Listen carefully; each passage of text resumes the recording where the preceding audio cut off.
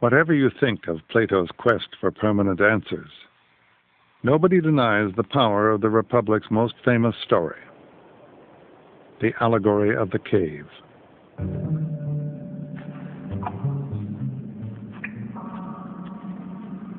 Imagine that this is the only world you've ever known. For as long as you can remember, you've been chained here, in this cave, watching the shadows dance on the wall in front of you.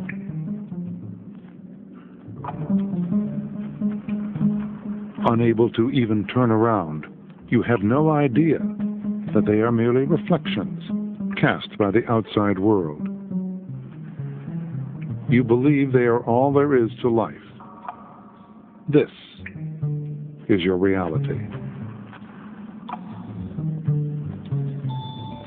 Then one day, a prisoner breaks loose.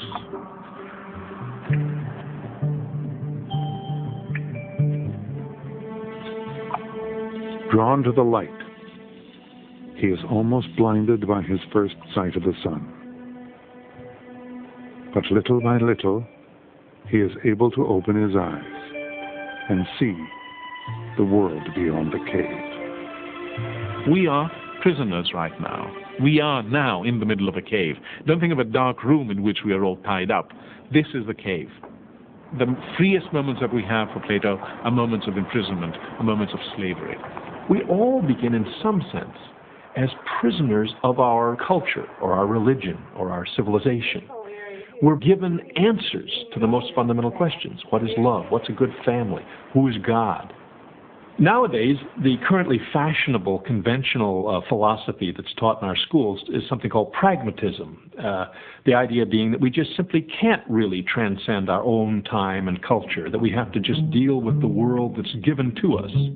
Now, Plato would say that means just rearranging the shadows on the walls of our cave. One of the tasks of the Republic is to bring people out of the cave where they're not looking at shadows, but looking at the real thing, out into the sun. If there's a cave today and shadows that people are looking at, it is the sort of darkened living room at 4 in the afternoon with those images flickering across the screen, miseducating the young.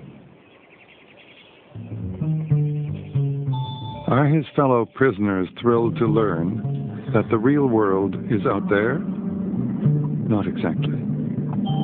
Plato ends the story by saying that they would tear the enlightened one limb from limb if they could break their chains.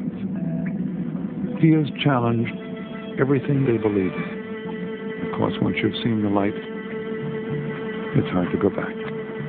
As Socrates discovered, it's a lonely job being the bearer of new ideas. The Republic was Plato's ultimate attempt to vindicate Socrates' way of life. In the Allegory of the Cave, he says that the escaped prisoner cannot sit alone forever under the sky of ideas. It is the philosopher's job to return to the cave and to try gradually to turn others away from the shadows. The wonder, Plato says, is the beginning of philosophy. We're still wondering about the same questions he set down all those centuries ago, searching for wisdom and justice and finding an imperfect approximation, struggling between reality and illusion, reason and passion, politics and philosophy, public and private, body and soul. And probably we always will be.